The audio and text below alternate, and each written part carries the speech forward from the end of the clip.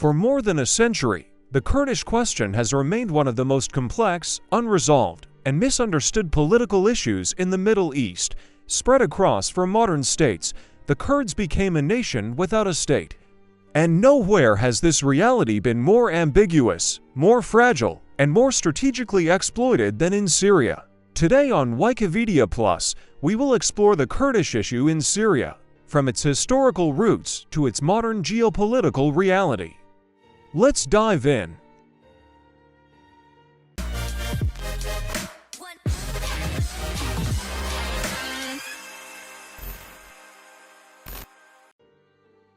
To understand the Kurdish question in Syria, we must go back before Syria itself existed as a modern state.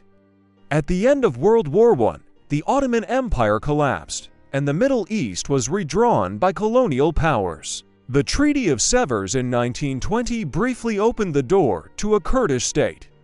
But that door was slammed shut just 3 years later by the Treaty of Lausanne, which erased Kurdish autonomy entirely and divided Kurdish populations between Turkey, Iraq, Iran, and Syria. In Syria, the Kurdish presence predates the modern republic. Kurdish communities had lived for centuries in the north and northeast, particularly in what later became known as Jazira, Afrin, and Kobani. But when the French Mandate established Syria's borders, Kurds became a minority inside a new Arab-dominated state, a state that would never fully decide whether Kurds belonged to it or merely existed within it. After Syrian independence in 1946, the Kurdish question entered a long phase of political silence. Kurds were not officially recognized as a distinct people. Their language was discouraged, their cultural expression restricted, and their political organization viewed with suspicion. This tension reached a critical point in 1962, when a controversial census in northeastern Syria stripped around 120,000 Kurds of their Syrian citizenship overnight. They became ajanib, foreigners in the land where they were born. This act would shape Kurdish-Syrian relations for decades.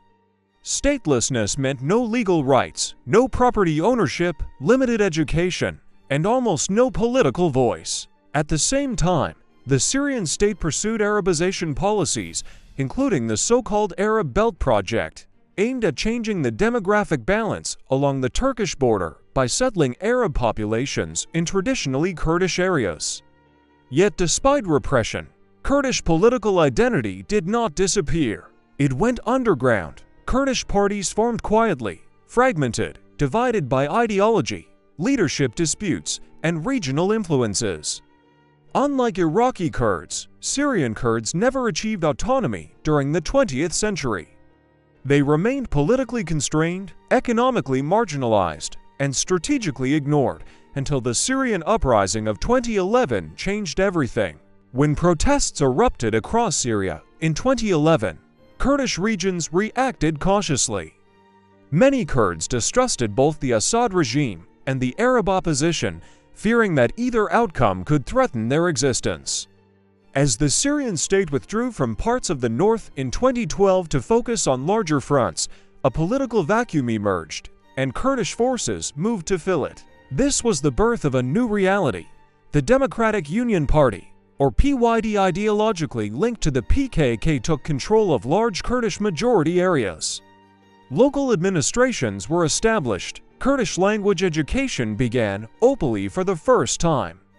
What emerged was not a declared state, but a de facto autonomous system later known as the Autonomous Administration of North and East Syria. The rise of ISIS transformed this local experiment into a global issue. When ISIS besieged Kobani in 2014, Kurdish fighters became the most effective ground force against the group. The United States intervened militarily, and an unexpected alliance was formed. Kurdish-led forces, reorganized as the Syrian Democratic Forces, became Washington's primary partner in the fight against ISIS. This moment elevated Syrian Kurds from a marginalized minority to an indispensable military actor. But it also placed them at the center of regional power struggles.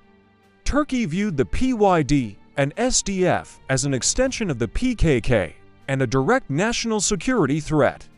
Military interventions followed, in Afrin in 2018 and later in other border regions, rolling back Kurdish control and displacing hundreds of thousands. Meanwhile, Damascus never accepted Kurdish autonomy as a permanent reality. The Syrian state tolerated Kurdish self-rule only as long as it was weak, temporary, and reversible. Negotiations occurred, stalled, collapsed, and resumed, but the core disagreement remained unchanged: autonomy versus central authority. By the early 2020s, Syrian Kurds found themselves trapped between competing powers, dependent on US military protection, vulnerable to Turkish intervention, and politically isolated from Damascus. Their future became increasingly uncertain. Every shift in American policy, every regional deal, every ceasefire carried existential consequences. As Syria entered a post-war phase, the Kurdish question returned to its original dilemma. Could Syrian Kurds secure recognition within a unified Syrian state? Or would their autonomy be dismantled piece by piece through pressure, negotiation, and force?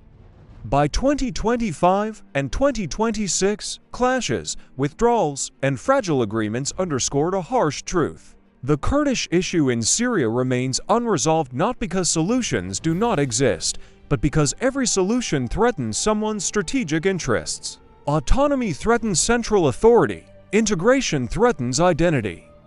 Independence threatens borders drawn a century ago. The Kurdish story in Syria is not just about one people.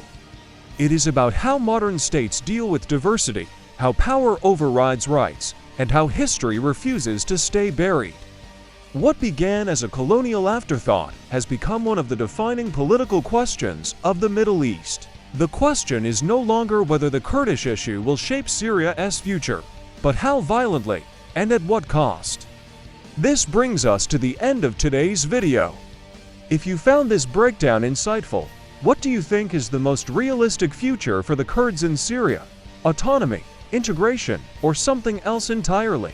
Share your thoughts in the comments, subscribe for more deep political documentaries, and stay tuned for the next episode on Wikivedia Plus.